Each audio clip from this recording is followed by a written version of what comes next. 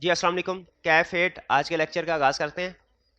आज के लेक्चर में होम असाइनमेंट मैंने कोई नहीं रखी डिस्कशन के लिए, क्योंकि जो टॉपिक है वो मैं तसल्ली से कवर करवाना चाह रहा हूँ। मटीरियलिटी का अहम टॉपिक है, छोटे छोटे कंसेप्ट्स हैं, आपने इनको अच्छे तरीके से समझना है। लेकिन टॉपिक की तरफ चलने से पहले प्रीवियस लेक्चर में से कोई क्वेश्चन पूछना चाहते हो तो पूछ लीजिए। जी, प्रीवियस लेक्चर में से कोई क्वेश्चन? कोई क्वेश्चन नहीं, सब ठीक है? जी जी पूछिए मेरे भाई। जी प्यारे भाई जल्दी से पूछ लीजिए।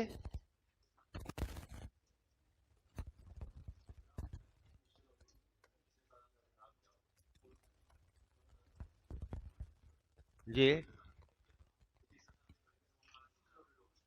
देखिए, कई दफ़ा कई स्टूडेंट सवाल पूछ चुके हैं, अभी फिर जवाब दे देता हूँ और आपने कोशिश करनी है, अब नोट कर लेना आपने, ताकि फिर एक दफ़ा और ना पूछ लें। इनिशियल ऑडिट की डेफिनेशन क्या है, जो मैं बताने लगा ना, इस डेफिनेशन को जहन में रखना है। अगर पिछले साल का ऑडिट हमने नहीं किया और इस या हुआ ही नहीं और इस साल का ऑडिट हम कर रहे हैं, ये है इनिशियल ऑडिट। ठीक है। अब अगर 2021 में हमने ऑडिट नहीं किया, 2022 में ऑडिट कर लिया, तो क्या होगा? ये इनिशियल ऑडिट कहेंगे। अच्छा, 2022 में किया, 2023 में भी पॉइंट हो गए, रेकरिंग ऑडिट है। 2024 में पॉइंट नहीं हुए, कोई है ही नहीं ऑडिट। 2025 में फिर पॉइंट हो गए, फिर इनिशियल ऑडिट। क्योंकि डेफिनेशन मैंने क्या, आप फर्स्ट ऑडिट, इनिशियल ऑडिट का मतलब बताते हो तो फर्स्ट ऑडिट, ये कोई डेफिनेशन नहीं है। फर्स्ट ऑडिट, इनिशियल ऑडिट का डेफिनेशन क्या? इनिशियल ऑडिट की पिछले साल का ऑडिट हमने नहीं किया और इस साल ऑडिटर पॉइंट हुए हैं, वो है इनिशियल ऑडिट। जी क्लियर हो गया मेरे भाई? और कोई क्वेश्चन? कोई क्वेश्चन नहीं? चलिए अब हम टॉपिक स्टार्ट करने जा रहे हैं, मटीरियलिटी। अच्छा, इसमें कंसेप्ट थोड़े से ज्यादा नजर आ रहे होंगे, इसी वजह से मैंने आपको आज होम असाइनमेंट डिस्कस नहीं की। आज घर से करने के लिए भी होम असाइनमेंट नहीं थी, शायद एक दो क्वेश्चन थे छोटे छोटे। तो 6 क्वेश्चन थे। चलें चलें चलें, आज हम उसको इसी वजह से डिस्कस नहीं कर रहे, ताकि हमारा टाइम कंसेप्ट के ऊपर लगे, आप ओवरबर्डन ना हो जाए क्लास में, इसीलिए। ठीक है जी। क्योंकि ये टॉपिक ऐसा है कि इसे एक दफ़ा स्टार्ट करें तो इसे एंड तक ले जाना जरूरी होता है। दरमियान में ब्रेक दे दें तो अगले दिन फिर स्टार्ट से समझाना पड़ता है। अटेंटिव हो के आपने सुनना है। अटेंटिव है जी? स्टार्ट करें टॉपिक। इधर वाले अटेंटिव कोई नहीं है, सोए हुए हैं। चले कोई बात नहीं। टॉपिक हम स्टार्ट करने जा रहे हैं मटीरियलिटी का। मटीरियलिटी को कहा जाता है हमारे ऑडिट में एक ड्राइविंग फोर्स है, यानी ड्राइविंग फोर्स से मुराद ये बताती है ऑडिटर ने किस तरफ जाना है, ये डायरेक्शंस डिसाइड करती है ऑडिटर किन एरियाज पे फोकस करेगा, किन एरियाज पे नहीं करेगा। प्रोबेबली जो मोस्ट इंपोर्टेंट जजमेंट्स में से एक जजमेंट है जो ऑडिटर ऑडिट में अप्लाई करता है, वो मटीरियलिटी है। मटीरियलिटी का कंसेप्ट वैसे तो अकाउंटिंग में भी अप्लाई होता है, लेकिन आपने शायद अकाउंटिंग में ना पढ़ा हो या इतना डिटेल में बिल्कुल भी नहीं पढ़ा होगा। ऑडिट में ये ज़्यादा डिटेल में कंसेप्ट टेस्ट होता है। मटीरियलिटी का इन शॉर्ट मीनिंग क्या है, जनरल मीनिंग क्या है? मटीरियलिटी का मतलब इंपॉर्टेंट या मेजर आइटम्स। फाइनेंशियल स्टेटमेंट्स में हम ये डिसाइड कर चुके हैं कि हम एक एक रुपए को चेक नहीं कर सकते। हम अपने क्लाइंट को 100% एक्यूरेसी की गारंटी नहीं दे सकते। हमने 100% नहीं दे सकते। क्लाइंट कहता है ठीक है 100% ना दे, लेकिन बड़ी बड़ी आइटम्स पे तो हम मुझे एश्योरेंस देना कि वो ठीक। हमने कहा हाँ ठीक है, बड़ी बड़ी आइटम से हम आपको एश्योरेंस दे देंगे, यानी हम अपने रिपोर्ट में ये लिख देंगे कि बड़ी बड़ी आइटम्स हमने चेक की हैं सैंपल बेस पे और उनमें कोई प्रॉब्लम नहीं है, छोटी छोटी आइटम्स में कोई प्रॉब्लम हो सकती है। इसका मतलब है हमारी जो रिस्पॉन्सिबिलिटी है ऑडिटर की, वो हम ओपिनियन क्या एक्सप्रेस कर रहे हैं, ओपिनियन अपने जहन में रखें, फिर इस टॉपिक की इंपोर्टेंस का अंदाजा होगा। ओपिनियन में हम ये कहते हैं financial statements are free from material misstatement. All misstatement नहीं बोलते, मटेरियल मिसस्टेटमेंट। इसका मतलब है अगर कोई इमटेरियल मिसस्टेटमेंट होगी, हम डिटेक्ट नहीं कर सके, हमारी जिम्मेदारी कोई नहीं। लेकिन अगर मटेरियल मिसस्टेटमेंट हुई तो हमारी जिम्मेदारी हो सकती है, क्योंकि उसमें भी, मटेरियल में भी हम रीजनेबल एश्योरेंस प्रोवाइड करें। तो हमारी इस बात से हम इस नतीजे पे पहुंचे कि हमारी रिस्पॉन्सिबिलिटी डायरेक्टली रिलेट करती है क्या चीज मटेरियल है और क्या चीज मटेरियल नहीं है। इसलिए कि जो चीज मटेरियल नहीं है उसमें गड़बड़ हुई तो हमें कोई कुछ नहीं कहेगा, लेकिन जो मटेरियल चीज में, आइटम में गड़बड़ हुई, फिर हमारे खिलाफ एलिगेशंस फाइल हो सकती हैं। इसीलिए मटीरियलिटी डिसाइड कर लेना हमारे लिए बहुत जरूरी है, ताकि पता चले हमारी जिम्मेदारी किन किन चीजों में। जो मटेरियल आइटम्स है उनके लिए हम रिस्पॉन्सिबल हो सकते हैं, उनके ऊपर फोकस करना है। इमटेरियल है उनको थोड़ा कम तवज्जो देंगे। तो इसीलिए किसी भी ऑडिटर के लिए ये डिसाइड करना क्या चीज मटेरियल है, क्या चीज मटेरियल नहीं है, बहुत जरूरी होता है। अच्छा, मैं आपकी जजमेंट कॉल करता हूँ, जजमेंटल क्वेश्चन है। आपके ख्याल में मटेरियलिटी डिटरमिन कब होती है? स्टार्ट में, स्टार्ट ऑफ द ऑडिट यानी प्लानिंग स्टेज पे, ड्यूरिंग ऑडिट यानी परफॉर्मेंस स्टेज पे, या एंड ऑफ द ऑडिट यानी रिपोर्टिंग स्टेज पे? स्टार्ट ऑफ द ऑडिट, क्योंकि स्टार्ट ऑफ द ऑडिट हमने डिसाइड करना है। हमारे रिस्क असेसमेंट प्रोसीजर भी इस पे डिपेंड करते हैं, हमारे फर्दर प्रोसीजर्स यानी test of control substantive procedure भी इस पे डिपेंड करते हैं। प्रोसीजर परफॉर्म करते हुए कोई मिस स्टेटमेंट सामने आई, वो मिस स्टेटमेंट मटेरियल है या नहीं, वो भी मटेरियलिटी लेवल पे डिपेंड करते हैं। हमने रिपोर्ट में टाइप ऑफ ओपिनियन क्या देना है, उसमें भी मटेरियलिटी यूज होती है। तो मटेरियलिटी यूज तो थ्रू आउट द ऑडिट होती है, लेकिन इसे डिटरमिन, इसे डिसाइड हमने स्टार्ट में करना है। आज के लेक्चर में हम यही सीखेंगे कि मटेरियलिटी है क्या और इसे डिटरमिन, ये यूज कहाँ कहाँ होती है। और सबसे अहम चीज जो आज के लेक्चर में आप सीखने जा रहे हैं, सबसे अहम चीज वो है मटेरियलिटी को डिटरमिन कैसे किया जाता है। मटेरियलिटी को डिटरमिन कैसे किया जाता है, और आप नोट कीजिए मैं लफ्ज़ इस्तेमाल कर रहा हूं मटेरियलिटी को डिटरमिन कैसे किया जाता है। डिटरमिन, मैं ये नहीं लफ्ज़ इस्तेमाल कर रहा मटेरियलिटी को कैलकुलेट कैसे किया जाता है, क्योंकि डिटरमिनेशन में कैलकुलेशन भी आएगी, लेकिन कैलकुलेशन के अलावा कुछ और भी। शायद आपको याद हो किसी जगह हमने पढ़ा था मटेरियलिटी क्वांटिटेटिव क्राइटेरिया पे तो बेस करती है, क्वालिटेटिव पे भी। तो आज हम डिटेल में स्टडी करेंगे कि क्वालिटेटिव से क्या मतलब है। तो स्टार्ट करते हैं हम मटेरियलिटी के टॉपिक को डेफिनेशन से। सबसे पहले हम सीखने लगे हैं मटेरियलिटी की डेफिनेशन क्या है। देखिए सिंपल, वो ये कहता है मटेरियलिटी की डेफिनेशन है हर वो चीज जो हमारी फाइनेंशियल स्टेटमेंट के यूजर्स के डिसीजन को चेंज कर सके। जो हमारे, इसमें नोट कीजिए, उसने मटेरियलिटी को जो डिफाइन किया ना, वो ऑडिटर के पॉइंट ऑफ व्यू से नहीं किया, यूजर के पॉइंट ऑफ व्यू से किया है, क्योंकि फाइनेंशियल स्टेटमेंट्स यूजर के लिए प्रिपेयर की जा रही है। ऑडिटर तो चेक कर रहा है, ऑडिटर अल्टीमेटली यूजर तो नहीं है। तो यूजर को सामने रख के उसने मटेरियलिटी का कंसेप्ट डिफाइन किया है। कैलकुलेट ऑडिटर ही करेगा, डिटरमिन ऑडिटर ही करेगा मटेरियलिटी को, लेकिन इस डिटरमिनेशन में अपने जहन में किसको रखेगा? यूजर्स को। ऐसा ही फर्क हमने एमसीएस ऑफ मैटर और की ऑडिट मैटर में भी देखा था। एमसीएस ऑफ मैटर और की ऑडिट मैटर में बेसिक डिफरेंस क्या था? एमसीएस ऑफ मैटर वो सिग्निफिकेंट मैटर्स हैं जो यूजर्स के लिए अहम है, याद है डेफिनेशन में था फंडामेंटल यूजर इंटरेस्ट। और की ऑडिट मैटर वो सिग्निफिकेंट मैटर, ये भी सिग्निफिकेंट मैटर्स है, लेकिन ये किसके पॉइंट ऑफ व्यू से है? ऑडिटर के पॉइंट ऑफ व्यू से। ठीक है, तो यहां पे मटेरियलिटी को भी हम ऑडिटर के, सॉरी यूजर्स के पॉइंट ऑफ व्यू से डिटरमिन कर रहे हैं। कह रहा है हर वो आइटम मटेरियल है जो यूजर के डिसीजन को चेंज कर दे। जैसे फर्ज कीजिए आप किसी फाइनेंशियल स्टेटमेंट के यूजर हैं। सबसे बड़ा यूजर फाइनेंशियल स्टेटमेंट का कौन होता है? Share holder. और शेयर होल्डर के इकोनॉमिक डिसीजन क्या होता है? भाई शेयर खरीदूं, बाय करूं कि सेल करूं। अगर आपके पास इन्वेस्टमेंट है, आप डिसीजन करना चाह रहे हैं कि मैं इस कंपनी में बाय कर रहा हूं, तो शेयर होल्डर के जहन में एक एक्सपेक्टेड रिटर्न होता है कि इस कंपनी का इतना प्रॉफिट आया तो इसमें इन्वेस्टमेंट करूंगा, कम प्रॉफिट आया तो नहीं करूंगा। फर्ज कीजिए आपने कहा कि तकरीबन अगर प्रॉफिट आया 1 लाख के लगभग प्रॉफिट आया ना इस कंपनी का, तो मैं इसमें इन्वेस्टमेंट कर लूंगा। अब प्रॉफिट आया 1 लाख तो डेफिनेटली आप इन्वेस्टमेंट कर लेंगे। क्वेश्चन ये है कि अगर प्रॉफिट आया 99,999 रुपए, क्या ऑन एवरेज एक नॉर्मल यूजर अभी इन्वेस्टमेंट करेगा कि नहीं करेगा? करेगा। इसका मतलब है 1 रुपए ने उसका डिसीजन चेंज नहीं किया। लेकिन अगर यही प्रॉफिट आ जाए 80,000, क्या फिर वो इन्वेस्टमेंट करेगा? फिर ज्यादातर यूजर जो है उसमें इन्वेस्टमेंट नहीं करे। इसका मतलब है 1 रुपए ने economic decision of user change कर नहीं किया, नहीं किया चेंज 1 रुपए ने, लेकिन 20,000 ने इकोनॉमिक डिसीजन को चेंज कर दिया। ऑडिट की लैंग्वेज में हम इसे कहेंगे 1 रुपया इमटेरियल है और 20,000 मटेरियल है। अच्छा, अब अगर इसी तरह मैं आपको कैलकुलेशन कराता हूं, 2 रुपए का फर्क हो, आप कहेंगे सर इसमें डिसीजन चेंज नहीं होगा, 3 रुपए का नहीं चेंज होगा। अच्छा, अगर 20,000 का फर्क हो चेंज होगा। अच्छा, 19,999 का फर्क हो चेंज होगा। तो जब आप एग्जाम्पल को क्लोज करते जाएंगे ना, तो दरमियान में कहीं ना कहीं एक बारीक सी लाइन आएगी जिससे नीचे की आइटम इमटेरियल हो जाएंगी, जिससे ऊपर की आइटम मटेरियल हो जाएगी। उस बारीक लाइन को जिससे नीचे की आइटम इमटेरियल हैं और ऊपर की आइटम मटेरियल हैं, हम उसे कहते हैं मटेरियलिटी लेवल। और यही हम कैलकुलेट करना सीख रहे हैं आज के लेक्चर में कि मटेरियलिटी लेवल क्या होगा। इन शॉर्ट, जो सबसे आसान और सबसे ज्यादा यूज होने वाला तरीका है मटेरियलिटी डिटरमिन करने का, वो आप ऑलरेडी सीख चुके हैं चैप्टर 4 में कि मटेरियलिटी क्या होगा? 5% ऑफ प्रॉफिट। ठीक है, मटेरियलिटी को देखें, उन्होंने प्रॉफिट के साथ उन्होंने मटेरियलिटी की एक एब्सोल्यूट अमाउंट नहीं बताई कि दुनिया के हर ऑडिट में 1 लाख मटेरियलिटी लेवल नहीं बताया। क्योंकि कुछ कंपनीज छोटी होती हैं, कुछ कंपनीज बड़ी होती हैं। छोटी कंपनीज का मटेरियलिटी लेवल कम होना चाहिए, बड़ी कंपनीज का मटेरियलिटी लेवल ज्यादा होना चाहिए। तो इसीलिए उन्होंने एक अमाउंट नहीं बताई बल्कि परसेंटेज बताई। परसेंटेज से ऑटोमेटिकली बड़ी कंपनी का मटेरियलिटी लेवल हाई आएगा और छोटी कंपनी का मटेरियलिटी लेवल लो आएगा।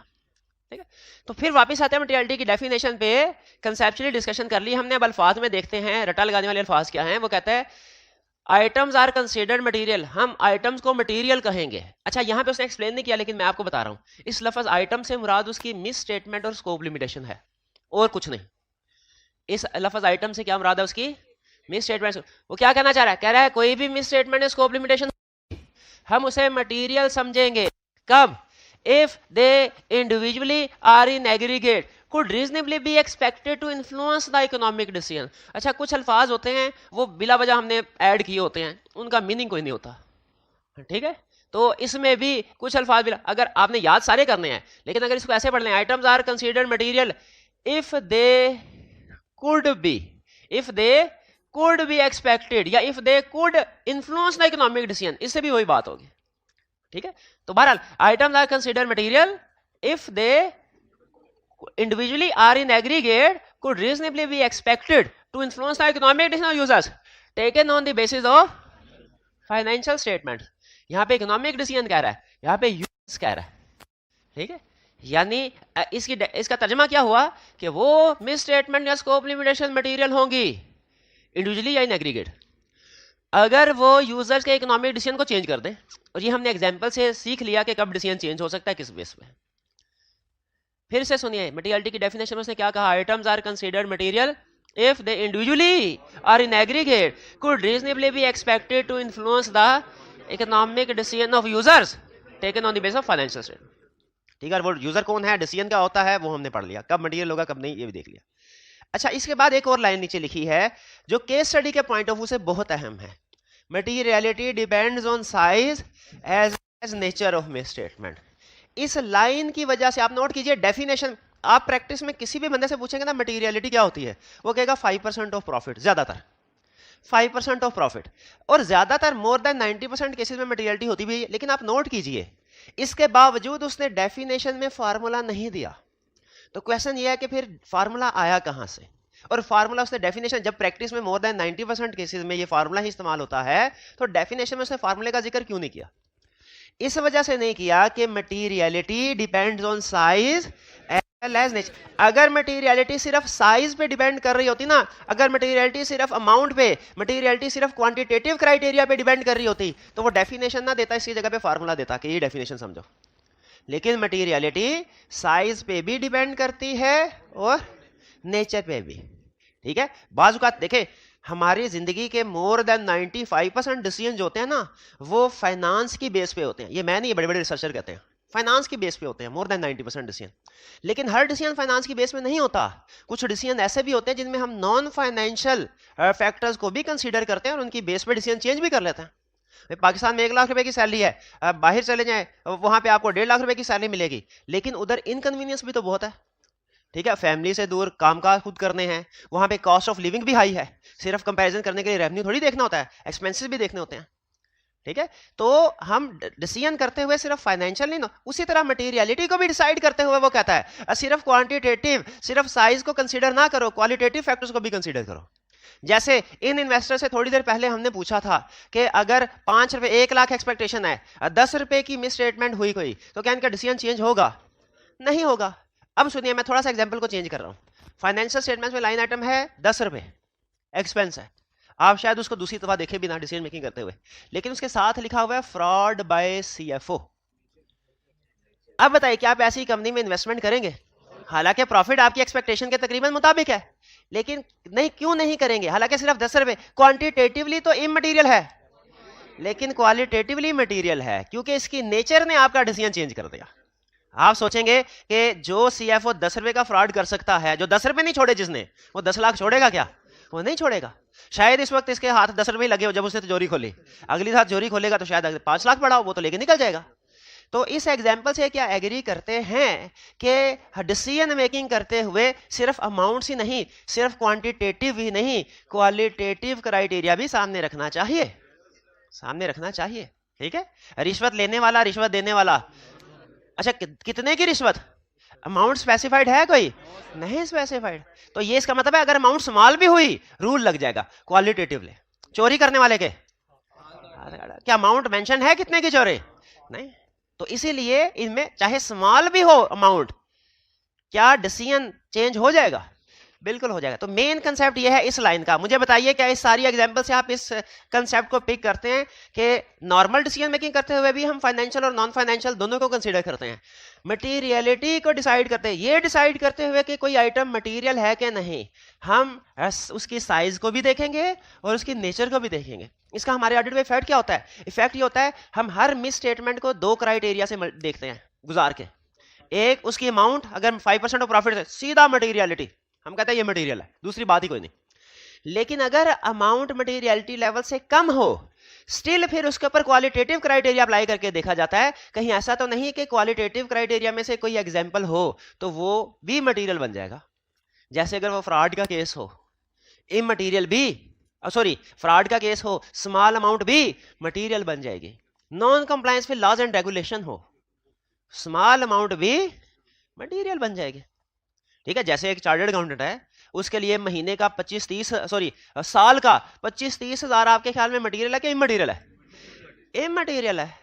लेकिन अगर ये 25,000 वो है जो आई कैप को एनुअल मेंबरशिप फीस देनी है, और आई कैप की रेगुलेशन है कि जिसने एनुअल मेंबरशिप फीस नहीं दी 2 महीने बाद उसका नाम रजिस्टर ऑफ मेंबर से निकाल दिया जाएगा। अब अगर ये 25,000 फीस नहीं देते, क्योंकि ये लीगल रिक्वायरमेंट, रेगुलेटरी रिक्वायरमेंट है, तो इसीलिए एग्री करते हैं कि बड़ी अमाउंट्स तो मटेरियल होंगी ही, बाज़ औक़ात छोटी अमाउंट्स भी मटेरियल हो सकती हैं अगर वो कोई सेंसिटिव नेचर की अमाउंट है। वो सेंसिटिव नेचर की अमाउंट क्या है, कितनी किस्म की, दो एग्जांपल्स मैंने आपको दे दी, एक फ्रॉड की, एक non compliance with laws and regulation की, यानी वायलेशन ऑफ लॉ की। मजीद एग्जांपल अभी आएगी, लेकिन मेरा हाल है कंसेप्ट बिल्ड करने के लिए 2 एग्जांपल्स काफी होंगे। क्लियर हो गया जी, आगे चल के लेते हैं, चलते हैं कंसेप्ट को आगे लेके चलते हैं। मटेरियल, अच्छा अब देखें साइज और नेचर पे मैंने कमेंट्री कर दी।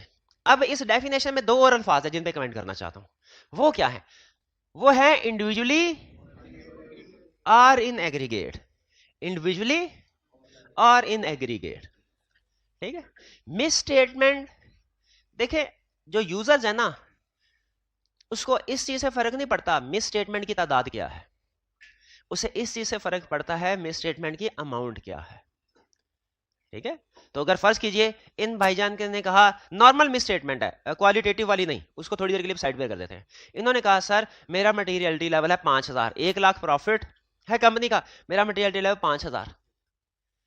अब 3,000 की मिस स्टेटमेंट आई, मटेरियल के मटेरियल, अच्छा इसको अब साइड पे कर दें।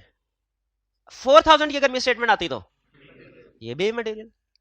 अच्छा एक ही ऑडिट पे दोनों मिस स्टेटमेंट आ गई, एक 3,000 की एक 4,000 की, क्या मटेरियल यूजर का डिसीजन चेंज हो जाएगा? लेकिन हम उसको कहेंगे भाई 5,000 की एक मिस स्टेटमेंट नहीं है, एक 3,000 की एक 4,000 की। वो कहेगा भाई इससे क्या फर्क पड़ता है, हमने तो एग्रीगेट करे टोटल, हमें तो इससे फर्क पड़ता है टोटल कितने की मिस स्टेटमेंट है, total miss statement materiality level से एक्सीड कर गई तो इससे फर्क नहीं पड़ता, चाहे वो 1 हो वो भी मटेरियल है, वो 10 हो वो भी मटेरियल हो जाएंगे। ये बात समझ में आ रही है?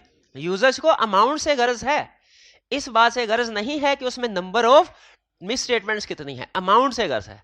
इसीलिए यहां पे उसने कहा अगर कोई इंडिविजुअल मिस स्टेटमेंट 5,000 से ज्यादा हुई वो भी मटेरियल है, और अगर मल्टीपल मिस स्टेटमेंट्स एग्रीगेट होके ज्यादा हुई वो भी मटेरियल है। इंडिविजुअली और एग्रीगेट का मतलब समझ आया आपको?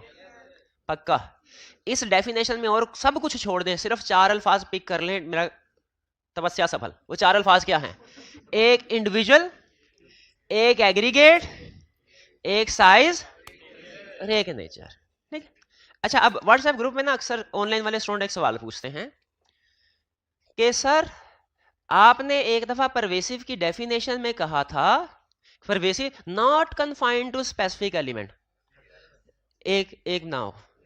ठीक है, तो अगर सेल्स में 10,000 के मटेरियलिटी लेवल, फर्स्ट क्या मटेरियलिटी लेवल रखें 50,000, उनका सेल्स में 30,000 की मिस स्टेटमेंट है और परचेजेस में 40,000 की मिस स्टेटमेंट है, अब बताइए ये मटेरियल है कि परवेसिव है? या एक स्टूडेंट ने उसे भी अगली एग्जांपल, उसने कहा 50,000 सर मटेरियलिटी लेवल है, एक 5,000 की मिस स्टेटमेंट है, एक 7,000 की मिस स्टेटमेंट है। अब बताएं ये इमटेरियल है कि परवेसिव है? अमाउंट्स को देखे तो इमटेरियल है अमाउंट्स, और अगर वो डेफिनेशन देखे not confined to specific element तो ये परवेसिव है। लेकिन याद रखें मैंने आपको रूल बताया था, अगर वो रूल आपने पिक नहीं किया तो फिर ये प्रॉब्लम राइज होती है। क्या? अगर अमाउंट्स दी हो तो हमारा डिसीजन अमाउंट्स की बेस पे होगा। अगर इस केस में अमाउंट्स दी हो ना 5 और 7 तो आप ऐड करके 12 आपका ये इमटेरियल है, डिसीजन क्या होगा? इमटेरियल। और अगर अमाउंट्स ना दी होती फिर हमारा डिसीजन होता परवेसिव। क्लियर हुई? तो ये बहाने से ये जो मल्टीपल मिस स्टेटमेंट्स एग्रीगेट होके मेरे जहन में वो कंसेप्ट है, मैंने कहा बता दूं। क्लियर हो गया जी कंसेप्ट? ये चले मटेरियलिटी के डेफिनेशन के साथ ही हमारा परवेसिव वाला कंसेप्ट भी रिवाइज हो गया। इस डेफिनेशन में कोई एक लफ्ज भी जो प्रॉब्लम कर रहा हो आपको, चलिए हमें ये समझ आ गया। इससे हमने ये पिक किया कि आइटम्स इंडिविजुअली भी देखना है मटेरियल ना हो, एग्रीगेट भी देखना है। अगर इंडिविजुअली इमटेरियल है लेकिन एग्रीगेट होकर मटेरियल तो वो मटेरियल ही मानी जाएगी एग्रीगेट, और साइज के साथ नेचर भी देखनी है। अब आगे चलते हैं। नेक्स्ट कंसेप्ट है हमारा मटेरियलिटी को डिटरमिन कैसे किया जाता है। ये प्रोबेबली आज के लेक्चर का सबसे अहम कंसेप्ट है। मटेरियलिटी को डिटरमिन करने के दो तरीके हैं, एक है क्वांटिटेटिव, एक है क्वालिटेटिव। यानी क्वांटिटेटिव का मतलब size, materiality on the basis of size. Qualitative का मतलब materiality on the basis of nature. Materiality on the basis of size यानी क्वांटिटेटिवली मटेरियलिटी कैसे डिटरमिन की जाती है? सिंपल एक फार्मूला यूज किया जाता है। क्या? Materiality is equal to suitable benchmark multiply by suitable percentage. Material quantitative basis पे मटेरियलिटी कैसे कैलकुलेट होगी? फार्मूला से। किस फार्मूला से? Materiality is equal to suitable benchmark multiplied by suitable percentage. अब ये सूटेबल बेंचमार्क क्या होगा?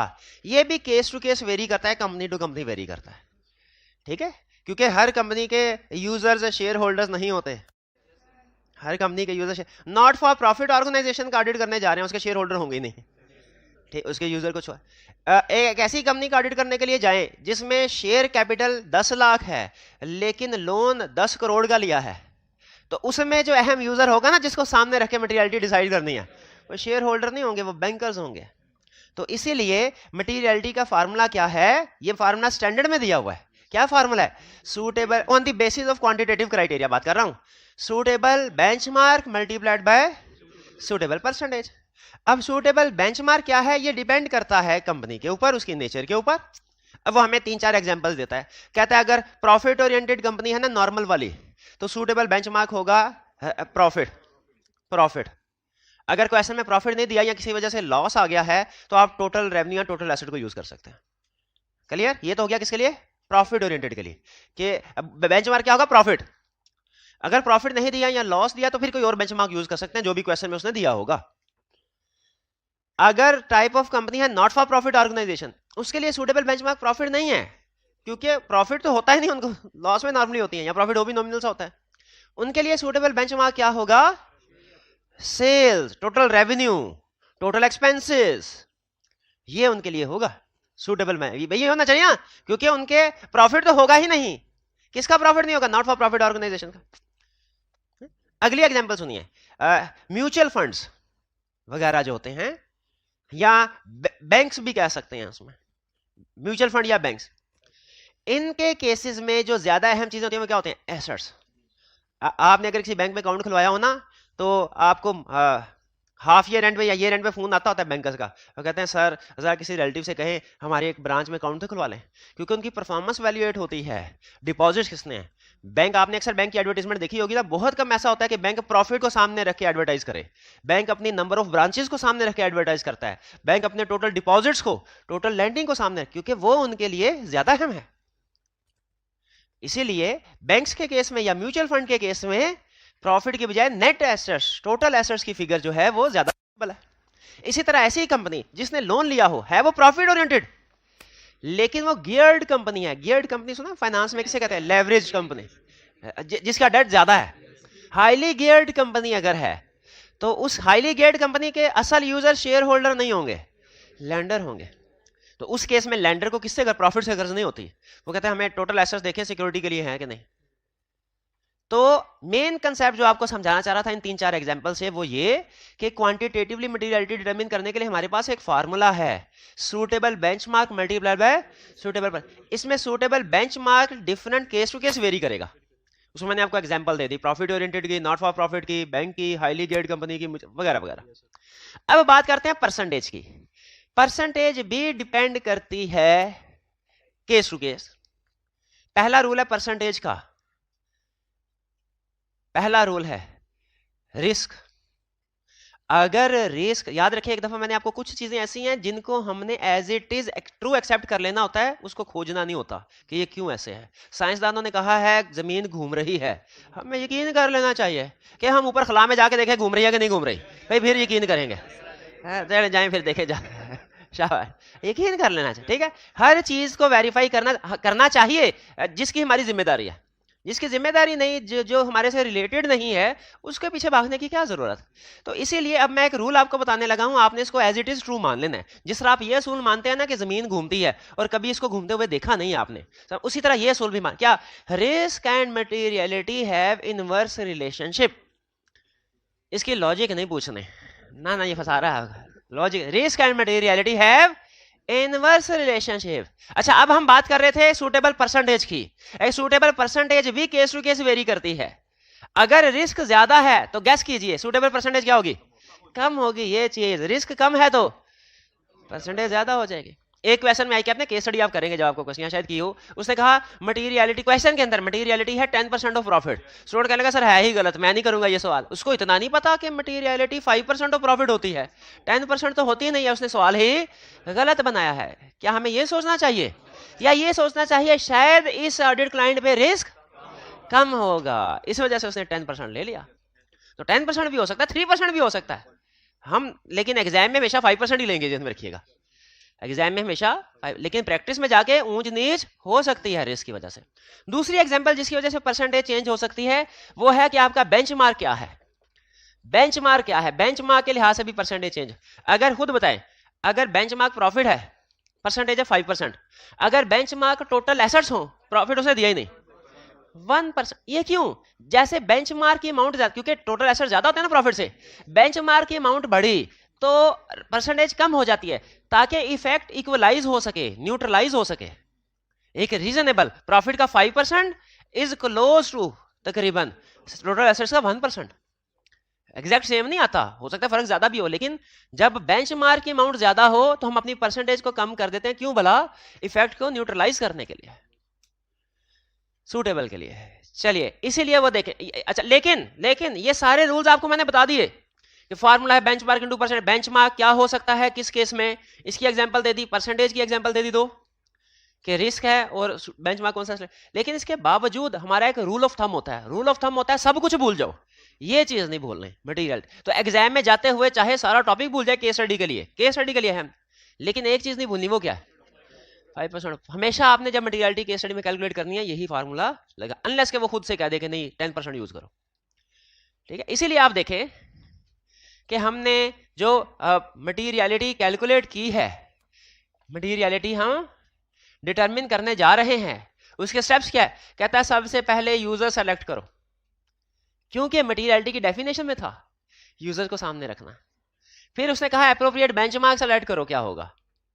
एप्रोप्रिएट परसेंटेज सेलेक्ट करो, क्या होगी? फिर मल्टीप्लाई करो तो क्वांटिटेटिव मटेरियलिटी आ जाएगी। क्या हमें सिर्फ क्वांटिटेटिव मटेरियलिटी ही कैलकुलेट करनी है? क्वालिटेटिव पहले बताइए। क्वांटिटेटिव क्लियर हो गया तो ओके, ठीक है। प्रैक्टिकली आपको मैंने बता दिया, परसेंटेज भी चेंज हो सकती है, बेंचमार्क भी चेंज हो सकता है, किन चीजों की बेस पे वो बता दिए। एग्जाम में आपने एक ही रूल याद रखना है, 5% ऑफ प्रॉफिट। अब बात है क्वालिटेटिव।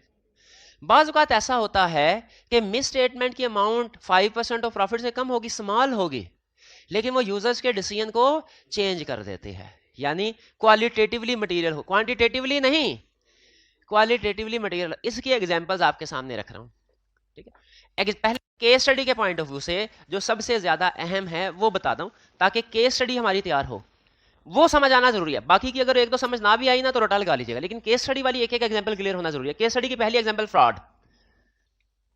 जहां कहीं केस स्टडी में उसने कहा फ्रॉड है ये, और उसकी अमाउंट चाहे स्मॉल क्यों ना हो, आपने क्या करना है?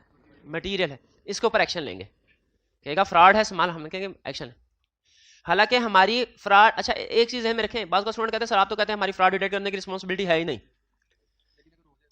फ्रॉड गौर से सुनेगा, फ्रॉड डिटेक्ट करने की रिस्पॉन्सिबिलिटी नहीं, लेकिन अगर सामने आ जाए तो उसे इग्नोर भी नहीं करना, उसे इग्नोर भी नहीं करना अगर सामने आ जाए। तो अगर सामने आ जाए फ्रॉड, चाहे स्मॉल अमाउंट का क्यों ना हो, हमने इसको इग्नोर नहीं करना क्योंकि वो क्वालिटेटिवली मटेरियल है। ठीक है, फ्रॉड के बारे में बस इतनी डिस्कशन, मजीद आपके सवाल में कोई जहन में सवाल आ रहा हो ना कोई, तो चैप्टर 19 तक होल्ड कर लें। हमारा चैप्टर 19 है वो फ्रॉड की टाइप्स और पता नहीं क्या क्या चीज़, इसके सारे कंसेप्ट डिस्कस करेगा। दूसरी चीज non compliance with laws and regulation. Question में किसी किसी जगह वो कह दिया करेगा कि एक छोटी सी मिस स्टेटमेंट है, क्या है जी, किसी को रिश्वत दी है। ये जो फ्रॉड और non compliance with laws and regulation, ये असल में मैनेजमेंट की इंटेग्रिटी पे भी डाउट क्रिएट कर रहे होते हैं। इनके मटेरियल होने की एक रीजन ये भी है कि non compliance with laws and, इसका मतलब है कि मैनेजमेंट डायरेक्टर्स लॉ मेकर्स की बात नहीं मान रहे। तो जो लॉ मेकर्स की बात नहीं मान रहा, वो किसी और की बात क्या ऑडिटर की बात मानेगा क्या? नहीं मानेगा। इसीलिए फ्रॉड हो या non compliance with laws and regulation, question के अंदर आपको इंडिकेशन, फ्रॉड का तो क्लियरली पता चल जाएगा, non compliance with laws and regulation आपको नेचर केस स्टडी पढ़ेंगे ना तो उससे अंदाजा लगानी होगी आपने।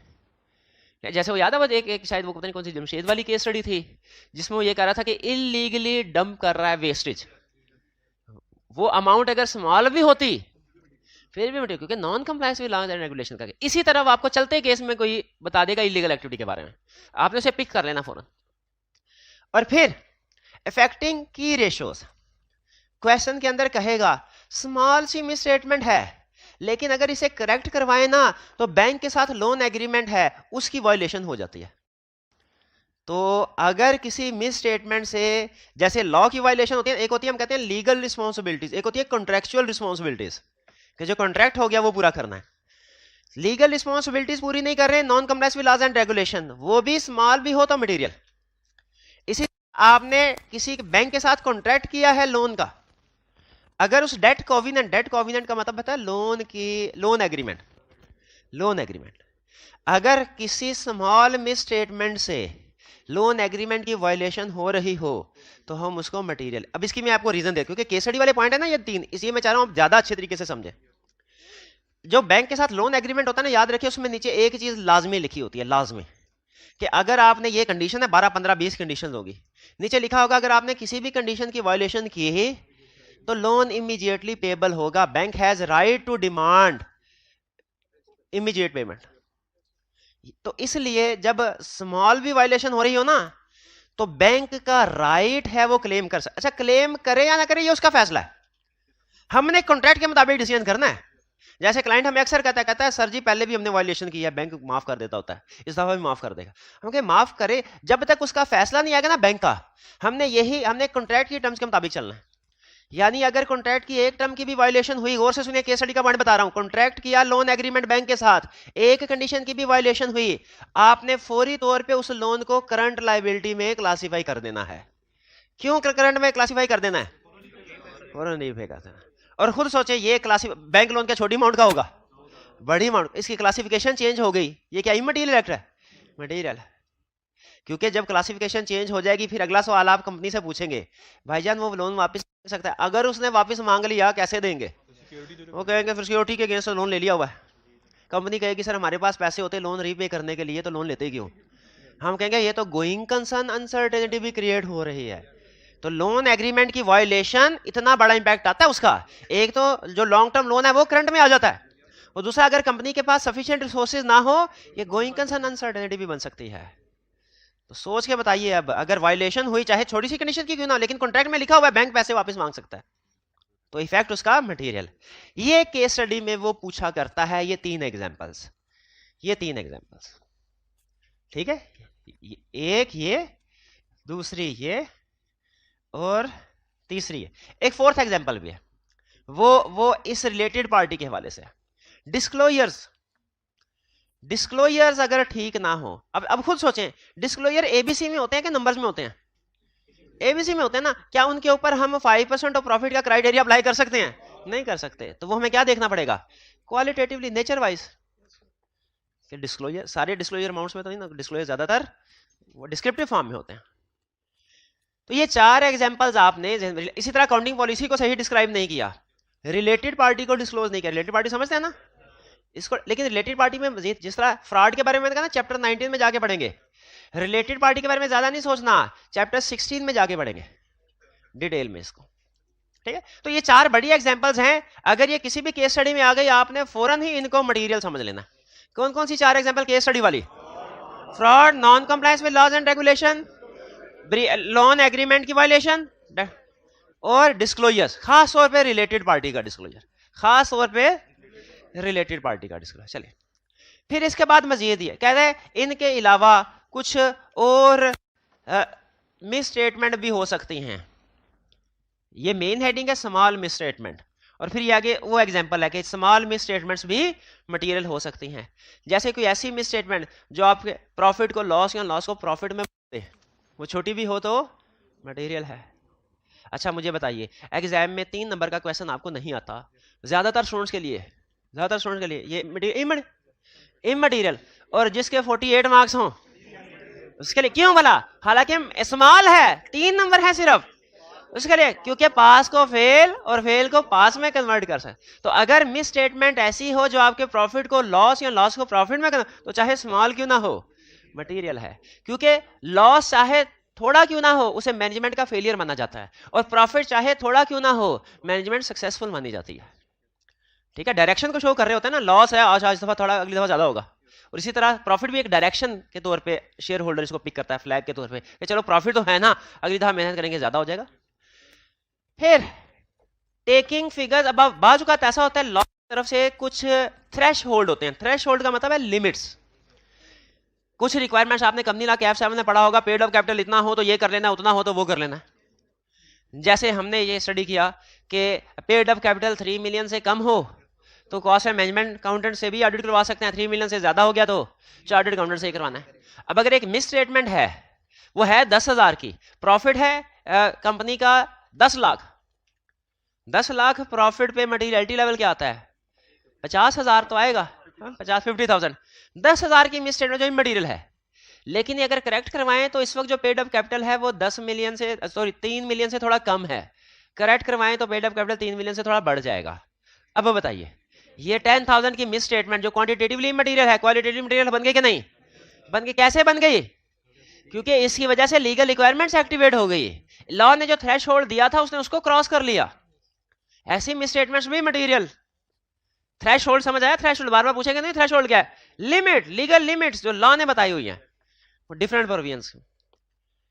फिर taking of thresh effect in director remuneration आपने अकाउंटिंग में पढ़ा होगा, अकाउंटिंग का कांसेप्ट है, इसको डिस्क्लोज करना होता है, पढ़ा कि नहीं आपने? डायरेक्टर रिम्यूनरेशन सेंसिटिव इंफॉर्मेशन को सेपरेट डिस्क्लोज करना होता है, तो एक तो टोटल सैलरी होती है, इसका सेपरेट डिस्क्लोजर आता है। इसमें अगर छोटी मोटी मिस स्टेटमेंट हो वो भी मटेरियल, ठीक है, क्योंकि ये सेंसिटिव डिस्क्लोजर समझा जाता है। इसी तरह फैक्टिंग शेयर कैपिटल, शेयर कैपिटल की भी एग्जांपल दे भी दे। शेयर कैपिटल में स्मॉल मिस स्टेटमेंट मटेरियल क्यों? क्योंकि शेयर अगर आपने एक शेयर भी इशू करना हो ना, उसके ऊपर पूरी रिक्वायरमेंट्स हैं, सिक्योरिटीज एक्ट 2015 है। अगर एक शेयर भी आपने बगैर उन लीगल रिक्वायरमेंट्स को पूरा किया इशू कर दिया ना, बजाहिर दिखने में एक शेयर की मिस स्टेटमेंट होगी, लेकिन चूंकि बैकएंड पे लीगल रिक्वायरमेंट्स अप्लाई होती हैं उसे क्वालिटेटिवली मटेरियल समझा जाएगा। क्लियर जी? अच्छा ये हमने पढ़ा, अभी तक की डिस्कशन में हमने क्या पढ़ा? पहले हमने मटेरियलिटी की डेफिनेशन समझी, उसमें खास तौर पे एग्रीगेट, इंडिविजुअल, साइज, नेचर के अल्फाज समझे। फिर इसके बाद हमने मटेरियलिटी को कैलकुलेट कैसे करना, डिटरमिन कैसे करना ये सीखा। हमें पता चला कि जी क्वांटिटेटिव क्राइटेरिया भी है, क्वालिटेटिव भी है। हमने क्वांटिटेटिव में देखा फार्मूला है, उस फार्मूले में क्या क्या वेरिएशन हो सकती है बेंचमार्क की, क्या क्या वेरिएशन हो सकती है परसेंटेज की, वो देखी हमने। लेकिन रूल ऑफ थंब हमने क्या यूज करना है खुद से, 5% ऑफ प्रॉफिट।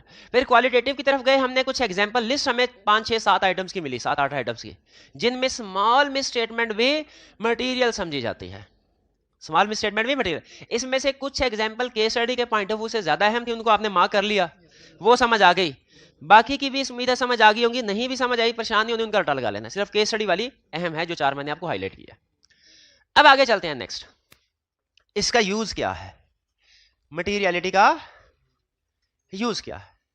देखिए मटेरियलिटी तीनों जगह पे यूज होगी, स्टार्ट ऑफ द ऑडिट यानी प्लानिंग स्टेज पे भी, ड्यूरिंग ऑडिट यानी परफॉर्मेंस स्टेज पे भी, और end of the audit reporting stage पे भी। प्लानिंग स्टेज पे किस लिए होती है? रिस्क असेसमेंट के लिए। प्लानिंग स्टेज पे ये चाहे एक लाइन बना ले चाहे दो बना ले, आई कैप में दो थी, हमने भी दो बना दे कि to perform risk assessment procedure and to assess risk. Start में किस पर्पस के लिए, प्लानिंग स्टेज पे किस पर्पस के लिए मेथोडोलॉजी यूज की जाती है? रिस्क असेस करने के लिए, रिस्क असेसमेंट प्रोसीजर परफॉर्म करने के लिए। क्योंकि जो हमारे मटेरियल रिस्क होंगे उनको हम अलग करेंगे, जो इमटेरियल होंगे वो अलग। तो स्टार्ट में रिस्क असेसमेंट में भी मटेरियलिटी लेवल यूज होगा उसको सामने। फिर फर्दर प्रोसीजर परफॉर्म करते हैं ड्यूरिंग ऑडिट, परफॉर्मेंस स्टेज पे फर्दर प्रोसीजर परफॉर्म करते हुए भी मटेरियलिटी लेवल का यूज करना है। वो कैसे?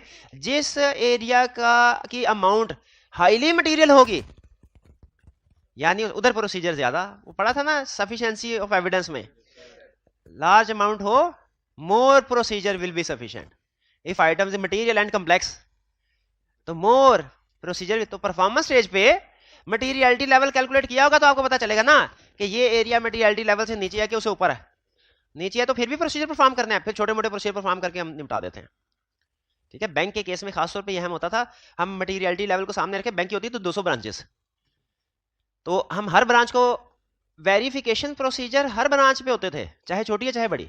लेकिन जो बड़ी ब्रांचेस होती थी ना उनको हम विजिट करते थे जाके, और छोटी ब्रांचेस होती थी उनको ऊपर एनालिटिकल प्रोसीजर परफॉर्म कर लिए, कहा sir risk assessment procedure perform हो गया, रिस्क कम है, बस क्लाइंट से इंक्वायरी करके खत्म काम।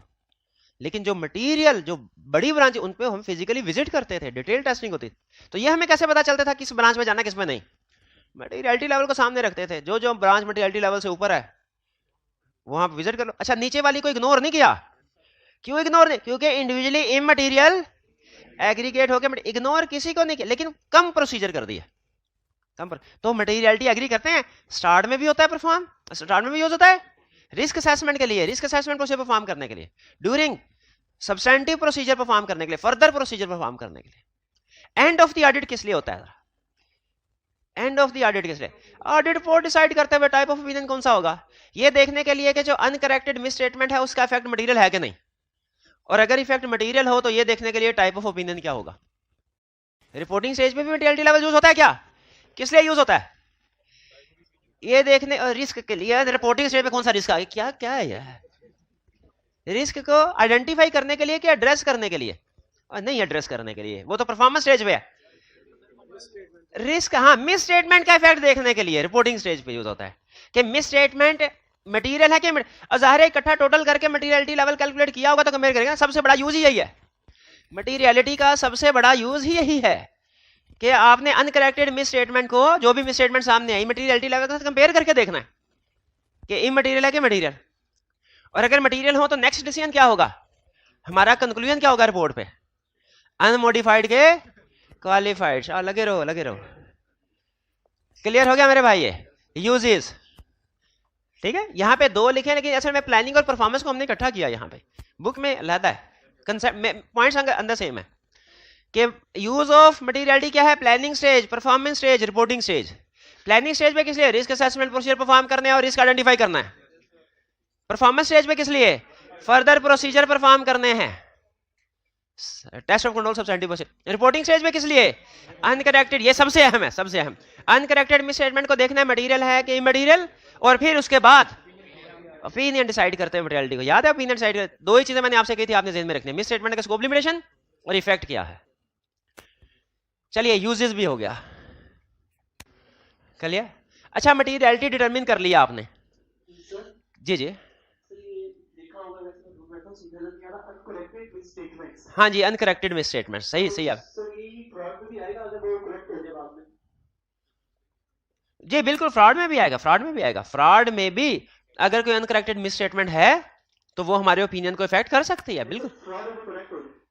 अच्छा, फ्रॉड अगर करेक्ट हो जाए तो सुन ले, इसमें दो इफेक्ट। मैंने आपको क्या कहा था फ्रॉड के बारे में, देखो मैं कहा था ना चैप्टर 19 में जाके पढ़ना। कोई बात नहीं, भाई के जहन में सवाल आया तो, क्योंकि अब अगर जवाब ना आया तो फिर वो कोई और कंसेप्ट समझने के काबिल नहीं रहेंगे।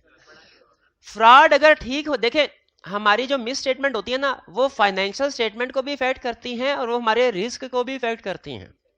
अगर फ्रॉड है फाइनेंशियल, जैसे आई कैप की केस स्टडी से एग्जांपल उठाता हूं, आई कैप की केस स्टडी में था क्लाइंट ने इन्वेंट्री रखी है, गवर्नमेंट ने कहा है खबरदार इन्वेंट्री किसी भी टाइम पे 1 करोड़ से कम ना हो, इसके बदले में गवर्नमेंट उनको कुछ बेनिफिट्स दे रही है। इन्वेंट्री पड़ी हुई है 70 लाख की, लेकिन क्लाइंट ने उसे क्या किया, कॉस्ट की बजाय सेल प्राइस पे वैल्यू कर दिया ताकि गवर्नमेंट की रिक्वायरमेंट पूरी हो जाए, वो उनको दिखा सके 1 करोड़ से कम की इन्वेंट्री नहीं है। बताइए क्या ये फ्रॉड है या सिंपल मिस स्टेटमेंट? जानबूझ के किया ना, अनजाने में हो तो एरर है, मिस, जानबूझ के करें तो फ्रॉड है, फ्रॉड है। हमने दरमियान में आके मैनेजमेंट को भाई ये क्या चक्कर है, ये स्क्रू किधर गया, और मैनेजमेंट ने करेक्ट कर लिया, ये फ्रॉड था, करेक्ट हो गया, रिपोर्ट पे ओपिनियन तो अनमोडिफाइड है, लेकिन क्या सारी बात खत्म हो गई? हमारे जहन में मैनेजमेंट की इंटेग्रिटी पे डाउट क्रिएट हो गया, डाउट क्रिएट हो गया, हमारा रिस्क बढ़ गया, हमारा रिस्क क्या हुआ, बढ़ गया। हम अब दूसरे एरियाज में प्रोसीजर ज्यादा परफॉर्म करें तो फ्रॉड अगर ठीक भी हो जाए ना, स्टिल वो अपना निशान छोड़ जाता है, अपना इफेक्ट छोड़ जाता है। क्लियर हो गई बात भाई? आगे चलते हैं। अब नेक्स्ट, हमने अभी तक ये पढ़ लिया मटेरियलिटी की डेफिनेशन, मटेरियलिटी को डिटरमिन कैसे करना है, क्वांटिटेटिव भी क्वालिटेटिव भी। डिटरमिन किस लिए कर रहे हैं, यूजेस भी पढ़ दिए। अब सिंपल क्वेश्चन, मटेरियलिटी को एक दफा डिटरमिन कर लिया, क्या इसे रिवाइज कर सकते हैं? रिवाइज हो सकता है मटेरियलिटी? याद रखें दुनिया की हर चीज रिवाइज हो सकती है सिवाय एक चीज के, याद बताया था ना, सिलेबस तो आपका हर सेशन में रिवाइज हो जाता है भाई, मिसाल भी दी तो क्या, आपका रिजल्ट भी रिवाइज हो सकता है, मेहनत करें। वो कौन सी चीज है जो चेंज नहीं हो सकती, बाकी हर चीज चेंज हो सकती है। टाइम भी, वक्त तो मुहावरे कितने बने हुए वक्त बदलने पे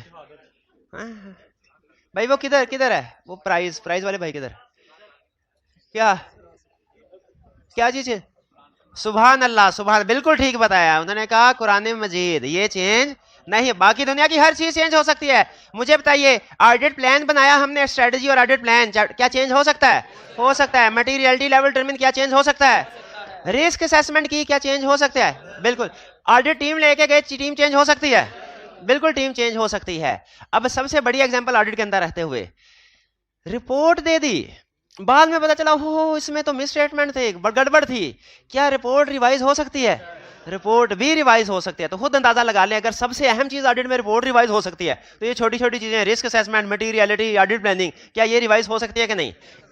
इसलिए आई क्या आपसे कभी ये नहीं पूछेगा कि बताओ मटेरियलिटी रिवाइज हो सकती है कि नहीं, हमेशा क्या पूछेगा, बताओ किन सर्कमस्टेंसेस में मटेरियलिटी रिवाइज होगी, और जब मटेरियलिटी रिवाइज होगी तो इसका इफेक्ट क्या आएगा आपके ऑडिट पे। आई क्या सवाल पूछेगा, मटेरियलिटी किन सिचुएशन में रिवाइज होगी, और अगर मटेरियलिटी रिवाइज होगी तो उसका इफेक्ट क्या आएगा हमारे ऑडिट पे। तो सुन ले, मटेरियलिटी रिवाइज हो सकती, बिल्कुल। एक है रूल, फिर है एग्जांपल्स। पहले रूल बता रहा हूं। रूल ये है बिल्कुल सिंपल, कि जिस इंफॉर्मेशन की बेस पे मटेरियलिटी डिटरमिन की गई थी, अगर वो इंफॉर्मेशन चेंज हो जाए तो मटेरियलिटी भी चेंज हो जाएगी, यह है रूल। अब इसकी एग्जांपल्स देखें। पहली एग्जांपल, रिवीजन इन रिस्क। क्या मटेरियलिटी डिटरमिन करते हुए रिस्क को कंसीडर किया था? याद है ना, परसेंटेज में रिस्क ज्यादा तो परसेंटेज कम रखी थी, रिस्क कम तो परसेंटेज ज्यादा रखी थी। अगर रिस्क रिवाइज हो जाए, मटेरियलिटी भी रिवाइज हो जाएगी कि नहीं? रिस्क बढ़ गया, मटेरियलिटी कम कर दो। दूसरी example, change in understanding of entity. हमें कॉलेज का ऑडिट करने के लिए गए, उन्होंने कहा हम तो फलाह बहबूद के लिए काम करते हैं, हम तो लोगों की खिदमत करते हैं, खिदमत के जज्बे के तहत। हमने कहा बहुत अच्छे, नॉट फॉर प्रॉफिट ऑर्गेनाइजेशन है, टोटल एसेट्स पे बेंचमार्क रखेंगे, टोटल एसेट मटेरियलिटी। 2-3 इनवाइसेस ही चेक की, पता चला ये तो बच्चों से लाखों रुपए फीसें वसूल कर रहे हैं। अंडरस्टैंडिंग ऑफ एंटिटी चेंज होगी कि नहीं? पहले था नॉट फॉर प्रॉफिट, अब है प्रॉफिट। बताइए मटेरियलिटी लेवल भी चेंज होना चाहिए कि नहीं? हम कहेंगे फौरन एसेट्स को छोड़ो, प्रॉफिट का 5% लो, एसेट्स का 1% नहीं। क्यों? अंडरस्टैंडिंग चेंज हो गई हमारी। फिर actual financial statements are different from draft. Draft financial statement किसे कहते हैं? अनऑडिटेड फाइनेंशियल, ऑडिट होने से पहले वाली फाइनेंशियल। जब हम मटेरियलिटी लेवल जो क्लाइंट हमें ड्राफ्ट फाइनेंशियल स्टेटमेंट्स देता है उसकी बेस पे कैलकुलेट करते हैं, लेकिन ऑडिट करते हुए खुद सोचे, हमने प्रॉफिट का 5% रखा मटेरियलिटी लेवल, खुद सोचना आपने। ऑडिट करते करते मिस स्टेटमेंट सामने आई, हम उसे ठीक करवाते गए। जैसे जैसे मिस स्टेटमेंट ठीक करवाते जाएंगे प्रॉफिट चेंज होता जाए। अगर थोड़ा बहुत चेंज हो तो हम कहते हैं चलने दे, कोई प्रॉब्लम नहीं। लेकिन अगर सिग्निफिकेंट प्रॉफिट चेंज हो जाए, actual financial statement different from draft, significant different हो जाए उससे जो ड्राफ्ट थी, तो बताइए प्रॉफिट रिवाइज हो गया, चेंज हो गया, हमारा मटेरियलिटी लेवल भी चेंज हो जाना चाहिए कि नहीं? बिल्कुल हो जाना चाहिए। क्लियर? और last example, change in circumstances during audit. अगर ऑडिट के दौरान में सर्कमस्टेंसेस चेंज हो गई, ठीक है। अच्छा, इसकी एग्जांपल से पहले एक आपको और कंसेप्ट सिखाना पड़ेगा, फिर ये एग्जांपल समझ आएगी। बाज़ औक़ात हम इंटरम ऑडिट करते हैं ना, इंटरम ऑडिट में मटेरियलिटी लेवल कैसे कैलकुलेट होती है बता सकते हैं? अब क्योंकि अभी तो 10 महीने गुजरे हैं, 12 महीने की फाइनेंशियल स्टेटमेंट तो हमारे पास आई ही नहीं। 10 महीने के प्रॉफिट का 5% नहीं लेते। अब ये तरीका क्या सुनिएगा, 10 महीने के प्रॉफिट को एवरेज आउट करते हैं, उसे हम लफ्ज बोलते हैं एक्स्ट्रापोलेट करना। यानी हम कहते हैं 10 महीने का प्रॉफिट है 25 लाख, 12 महीने का कितना होगा 30 लाख, तो जो हमारा मटेरियलिटी लेवल होगा ना वो 25 का 5% नहीं होगा, क्योंकि हमारी एक्सपेक्टेशन ये है जब एक्चुअल फाइनेंशियल स्टेटमेंट आएगा 30 होंगे। अच्छा, अब हम इसके मुताबिक चल रहे थे, पता चला नवंबर और दिसंबर में कम सर्कमस्टेंसेस चेंज हो गए, कोई बड़े फिक्स एसेट बेच दिए, कोई एक प्रोडक्ट थी फ्लॉप हो गई, उस प्रोडक्ट को भी डिसकंटिन्यू कर दिया, उसके फिक्स एसेट्स भी बेच दिए। अब बताइए क्या प्रॉफिट वही आएगा एज एक्सपेक्टेड था या चेंज हो जाएगा? तो जब सर्कमस्टेंसेस चेंज हो गई और इन सर्कमस्टेंसेस की वजह से अल्टीमेटली फाइनेंशियल स्टेटमेंट रिवाइज हुई, तो प्रॉफिट भी चेंज हो जाएगा। क्लियर? तो ये आपको पता चल गया। अगर इंटरम ऑडिट कर रहे हो तो मटेरियलिटी लेवल कैसे कैलकुलेट करना है, इंटरम फाइनेंशियल स्टेटमेंट्स को क्या करना है, क्या लफ्ज़ बोला था, एक्स्ट्रापोलेट करना है। इंटरम फाइनेंशियल स्टेटमेंट्स को यानी 10 महीने की फाइनेंशियल स्टेटमेंट को एक्स्ट्रापोलेट करना। क्लियर जी? ये थी हमारी रीजंस के कब मटेरियलिटी रिवाइज हो सकती है। एक रूल बताया, 4 एग्जांपल्स बताएं। अब अगला कंसेप्ट, मटेरियलिटी रिवाइज होगी तो इसका हमारी ऑडिट पे कोई फर्क पड़ेगा? सबसे पहले तो रिस्क और मटेरियलिटी का इनवर्स रिलेशनशिप होता है, तो मटेरियलिटी रिवाइज हुई तो रिस्क भी रिवाइज हो जाएगा। अगर मटेरियलिटी बढ़ गई तो, और अगर मटेरियलिटी रिवाइज होके कम हो गई तो ठीक हो गया, रिस्क पे इफेक्ट आ गया क्योंकि इनवर्स रिलेशनशिप है। और फिर रिस्क और प्रोसीजर का तो डायरेक्ट रिलेशनशिप है, तो रिस्क अगर बढ़ गया तो मटेरियलिटी रिवाइज होने से रिस्क रिवाइज हुआ, रिस्क रिवाइज होने से प्रोसीजर रिवाइज हुआ। ठीक है, प्रोसीजर से रिपोर्ट रिवाइज नहीं होती मेरे भाई, मिस स्टेटमेंट से होती है। प्रोसीजर से अगर मिस स्टेटमेंट सामने आए तो फिर रिपोर्ट रिवाइज होगी, वरना नहीं होगी। क्लियर? 2 चीजों पे इफेक्ट आया जब मटेरियलिटी रिवाइज हुई, 2 चीजों पे इफेक्ट आया, कौन कौन सी? रिस्क पे, प्रोसीजर। तीसरा, परफॉर्मेंस मटेरियलिटी भी रिवाइज होगी।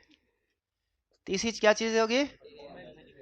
अब ये परफॉर्मेंस मटेरियलिटी क्या है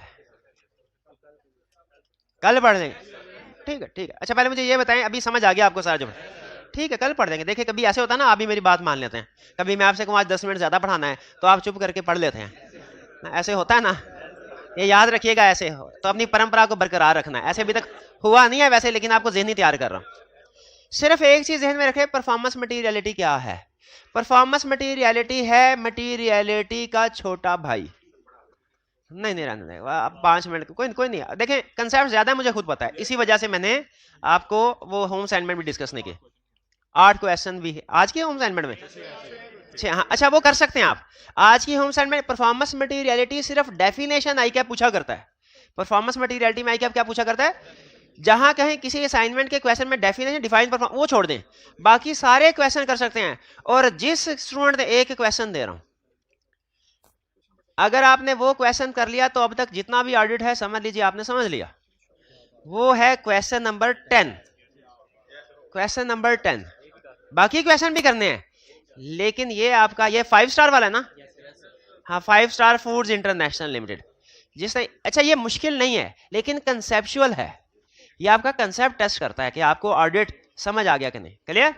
तो परफॉर्मेंस मटेरियलिटी के बारे में कल पढ़ेंगे, अभी हमें इसके बारे में सिर्फ एक ही बात पता है, ये मटेरियलिटी का छोटा भाई है। ठीक है, अब इसकी जरूरत कहां पड़ती है, क्यों पड़ती है, वो कल डेफिनेटली कल पढ़ेगा, लेकिन असाइनमेंट आपने कर लेनी है। क्लियर जी? चलिए आज का लेक्चर यहां पे खत्म करते हैं हम। अल्लाह हाफिज।